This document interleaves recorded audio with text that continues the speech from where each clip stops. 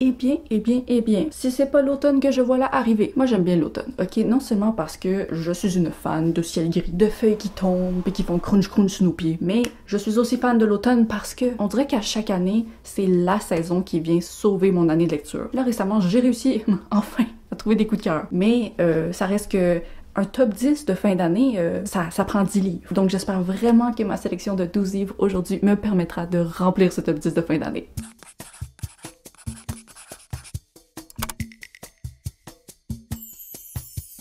Alors aujourd'hui, la pile à lire sera séparée en deux parties. Premièrement, on va se parler des livres que je me suis choisi et on va ensuite enchaîner avec 5 pioches dans le bocal des membres parce que je me suis dit que l'automne, ça demandait un petit peu de suspense. Et comme l'automne est la saison la plus sanglante de l'année, qui de mieux que Evenko pour sponsoriser la vidéo? Evenko propose des culottes menstruelles qui remplacent à merveille les serviettes ou les tampons. On peut les porter pendant 12 heures sans avoir besoin d'aucune autre protection sanitaire. Moi, je me sens un peu comme une sorcière quand je vais fouiller dans mon tiroir Evenko. C'est comme un peu un grimoire magique parce que juste en mettant la main là-dedans, je ressors avec une culotte qui fait absolument disparaître la nécessité pour les protections jetables dans ma vie. Genre c'est comme un sortilège qui fait en sorte que non seulement tu réduis la quantité de déchets que tu vas produire dans ta vie, mais en plus ça sauve tellement d'argent parce que suffit juste de les laver pour les réutiliser encore et encore et encore et encore. Et la chose la plus magique là-dedans, moi je dis que c'est de porter Evenko la nuit parce que si vous aussi vous avez tendance à transformer votre lit en scène de crime pendant la nuit, ben la culotte taille haute là et ça vous protège de A à Z. C'est le genre de choses que quand t'adoptes une fois dans ta vie, tu peux pas revenir en arrière. En ce moment, ce sont justement les ventes privées sur Evenko. Il y a moins 60% sur tout le site. Mais avec mon code sous le ciel, vous avez également 30% supplémentaire cumulable sur les ventes privées. Si ça vous intéresse, je vous invite à aller visiter le lien dans ma description.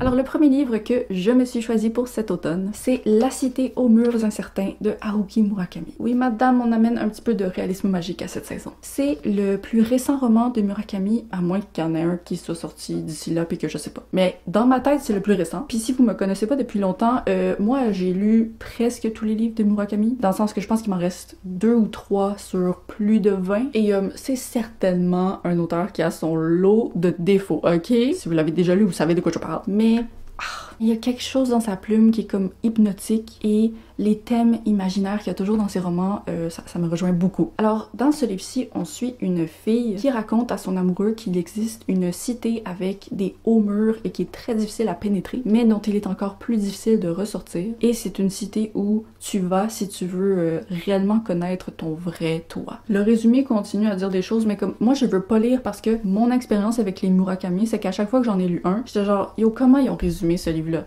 Là, je lis le résumé, puis je suis comme, non, genre vous avez fait de votre mieux là, mais c'est impossible de résumer adéquatement les œuvres de cet auteur. C'est vraiment le genre d'expérience qu'il faut vivre et pas juste d'écrire. Je sais que ce nouveau livre ne fait pas nécessairement l'unanimité auprès de ses fans, mais je suis quand même très curieuse de le découvrir, puis j'espère que la magie de l'auteur sera présente comme toujours. Pour le deuxième titre, on y va avec de la fantasy et j'ai donc choisi La Bénie de Césarée. Je vous l'avais présenté dans mon bilan de mi-année comme le plus beau livre que j'avais acquis récemment, mais au-delà de sa beauté, c'est une fantaisie mythologique qui m'intrigue beaucoup. On suit une impératrice au pouvoir divin qui est très redoutée et qui va utiliser la capture d'un général ennemi pour comme remporter le jeu d'échecs politique dans lequel elle est mêlée. Ça, c'est ce que je pense comprendre du résumé, ok? Mais même si c'est un livre pour lequel j'ai entendu beaucoup de bien, on dirait que je me souviens pas d'une seule fois avoir entendu quelqu'un me dire c'est quoi le résumé. Mais c'est peut-être parce que ce qui a le plus retenu mon attention, c'est vraiment que tout le monde disait qu'il y avait des grosses prises de risques là-dedans. Et moi, je suis comme,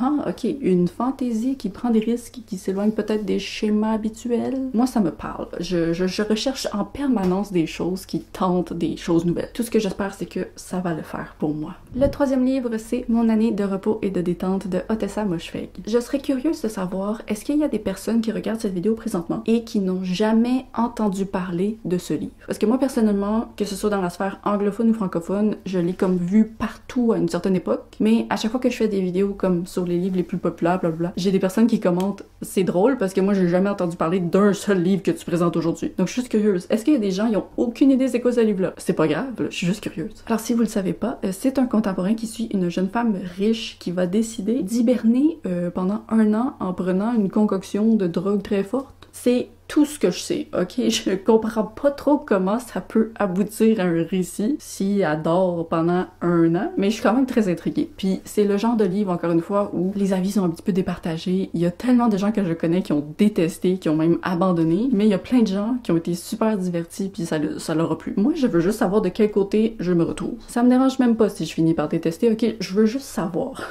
Ensuite, le prochain livre, j'étais certaine qu'il était traduit en français, mais finalement j'ai fait des recherches hier et j'ai rien trouvé. Fait que si jamais j'ai raté la version française à quelque part, dites-le moi. Mais sinon, j'en ai pas vu pour In the Dream House de Carmen Maria Machado.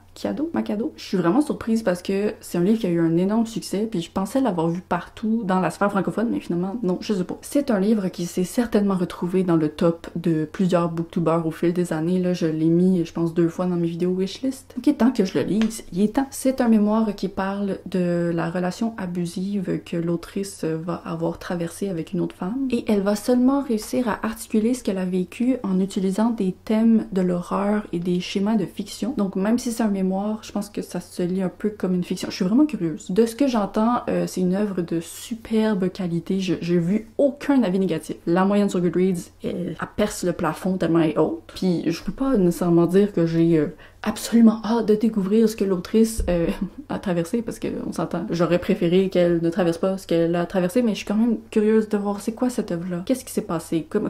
Tout ce que je sais, c'est que il y a quelque chose de marquant qui se trouve là-dedans. Là. On verra bien. Le 5e livre, c'est un roman québécois et c'est Luxé de Laurence Provencher. J'ai décidé de le lire seulement en lisant les comme 2 phrases vagues de son résumé. Je vais vous le lire exactement, ok? Malgré l'impression étrange qu'elle a de vivre un dédoublement de personnalité, Cléopâtre doit trouver le moyen de performer au collège et surtout de ne pas décevoir son orgueilleuse de mère. J'ai aucune espèce d'idée de quoi ce livre parle. Je ne sais pas. Je sais même pas c'est quel genre littéraire, mais écoutez, tu mets un résumé vague comme ça qui mentionne Cléopâtre, je sais pas trop, je suis intriguée, je vais le lire. C'est aussi, je pense, le seul roman qui a été publié par l'autrice jusqu'à présent, donc vraiment je me lance à l'aveugle, je ne sais rien. Ensuite, on y va avec un thriller. Il a été traduit en français sous le titre L'autre femme et c'est de Marie Kubica, mais moi je vais le lire en anglais sous le titre The Other Misses. C'est un thriller qui parle d'une famille qui vient à peine de déménager sur une île un petit peu perdue et juste après leur arrivée, leur voisine est retrouvée morte. Et en fait, elle n'est pas retrouvée morte, elle est retrouvée assassinée. Et les soupçons vont se tourner vers cette nouvelle famille qui vient tout juste d'arriver. Puis oups, soudainement, il y a un meurtre alors qu'il n'y avait jamais ça avant. Et ben, la mère va comme se partir sa propre enquête à elle pour essayer de déterminer qu'est-ce qui s'est passé. Généralement, c'est un petit peu un risque pour moi de choisir un livre qui mentionne comme des fausses accusations dans le résumé. Ben, techniquement, on sait pas si la famille est innocente ou pas. Ça se peut que ce soit eux. Mais moi, je suis très sensible face aux fausses accusations. C'est vraiment un sujet qui est comme une torture pour moi à lire, je ne peux pas. Mais je me suis dit que si la mère allait de l'avant puis que menait sa propre enquête en simultané, ça devrait être intriguant.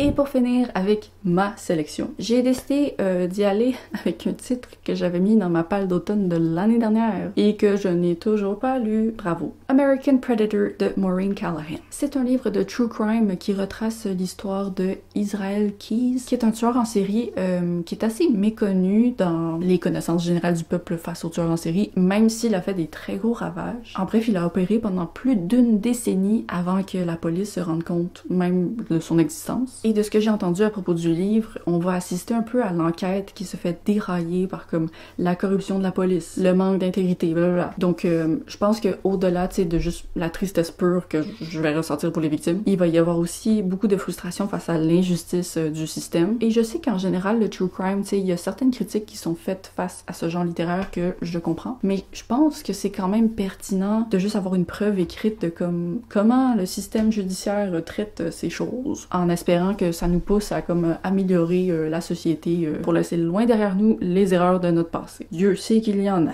Ok. Ça signifie qu'on peut passer à la section bocal des membres. Moi, ça m'excite, là. Oh mon Dieu. Si vous le savez pas, ok, pub de 10 secondes. Si vous rejoignez la communauté exclusive au niveau des petites lunes, vous aurez droit à une suggestion dans le bocal par mois et une vidéo exclusive. Est-ce que j'ai réussi? Je pense que c'était moins que 10 secondes. Il y a déjà un sponsor dans cette vidéo, là. Je veux pas passer trop de temps à faire ma propre pub. Allons-y donc avec la première pige. Évidemment, ce que je souhaite aujourd'hui, c'est de tomber sur des lectures qui collent bien avec l'automne. Je sais qu'on a une majorité de thrillers là-dedans. Donc, les chances sont de mon côté, mais dans tous les cas, je ne suis pas une mood readers, donc je peux lire n'importe quoi, n'importe quand. Let's go!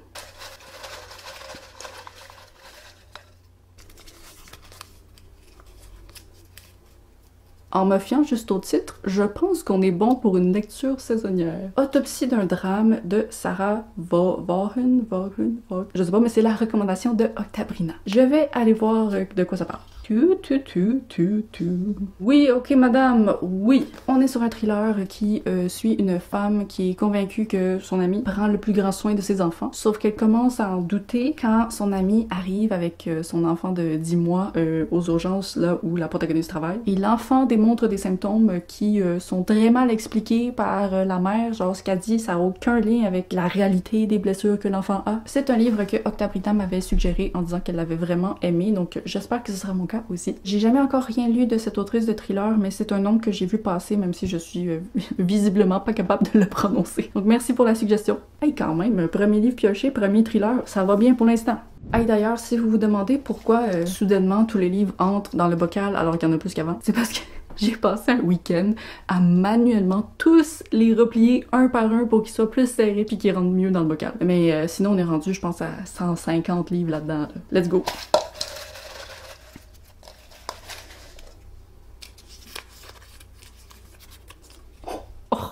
Ok, il va y avoir des heureuses aujourd'hui. Parce que j'ai pioché Nevermore de Jessica Townsend, qui était la suggestion de Cynthia. Sauf que je sais très bien qu'il y a aussi Clem qui s'était abonnée littéralement juste pour suggérer ce livre-là. Elle m'a dit, Mamaki, je t'avertis, moi je viens pour te mettre ce livre-là puis après ça je pars. Donc félicitations, la chance a été de ton côté.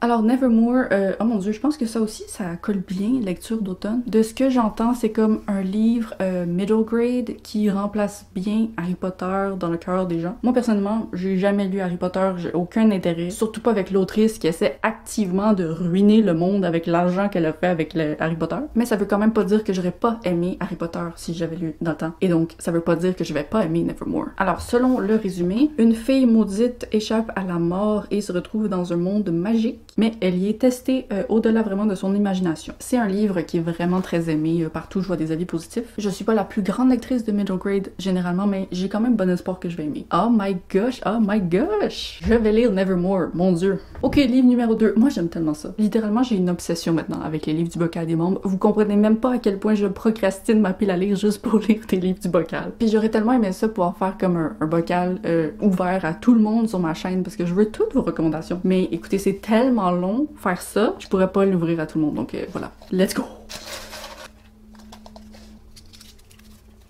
Je viens de le lire la semaine dernière. Est-ce que vous l'aurez vu? Non. Alors vous pourrez vous attendre à un avis sur Dans le ventre de Troie de Marine Carteron, qui a été ici recommandé par Mae, mais je sais aussi qu'il a été recommandé par Bianca. Donc voilà, on s'en reparle dans 2 semaines. Ok, ça compte pas dans les 5 livres, donc let's go.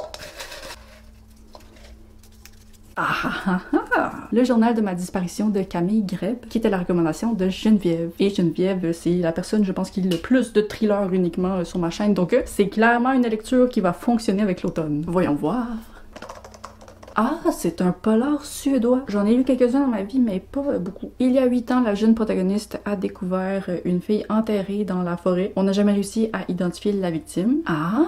Désormais adulte, la protagoniste est devenue policière et elle est affectée auprès d'une célèbre profileuse qui va reprendre l'affaire de la fillette retrouvée quand elle était jeune. Je sais pas le reste, j'arrive pas à traduire un résumé que je peux vous donner, mais tout ce que je peux vous dire, c'est que c'est vraiment intriguant. Puis le livre fait 42,50$. C'est correct, je sais déjà qui est disponible à ma bibliothèque. Mais what? Le prix des livres, là? What?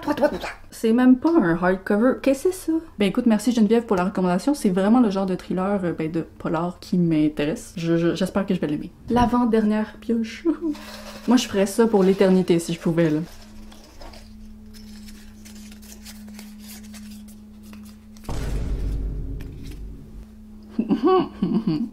La 9e maison de Leigh Bardugo, qui est la suggestion de Bianca. Et juste après avoir tourné la vidéo, il y a Karine la bouquineuse qui l'a également suggéré dans le bocal. Aïe aïe aïe aïe aïe! Ben écoutez, je viens de lire Six of Crows, donc je suis un peu plus encouragée parce que maintenant je sais que je peux aimer l'autrice. Mais c'est un gros livre ça, hein? Mais c'est correct. La dernière fois que Bianca m'a recommandé un gros livre, il s'est littéralement retrouvé dans mon top 10 de fin d'année, donc je ne vais pas me plaindre. Alors la 9e maison, c'est quoi ça déjà? Je sais que c'est très sombre, c'est comme une fantasy Dark Academia. Une histoire de pouvoir, de privilèges, de magie noire et de meurtre au cœur des sociétés secrètes de l'université Yale. Écoutez, juste comme ça à une phrase « Oh que oui madame, ça me parle ». Après ça, j'ai entendu des avis très différents pour ce livre, ok? J'ai entendu autant de gens qui lui ont donné 5 étoiles puis ont absolument adoré que de gens qui ont trouvé ça ennuyant à mourir et qui ont abandonné. Mais j'aime ça, j'aime toujours ça les livres qui sont comme ça. Ouais, ok, je suis partante. Mais voyons donc, pour l'instant, là, c'est tellement parfait les livres qu'on me donne. Il y a plein de suggestions de genre livres d'été là-dedans, là. Oh mon dieu. Ok,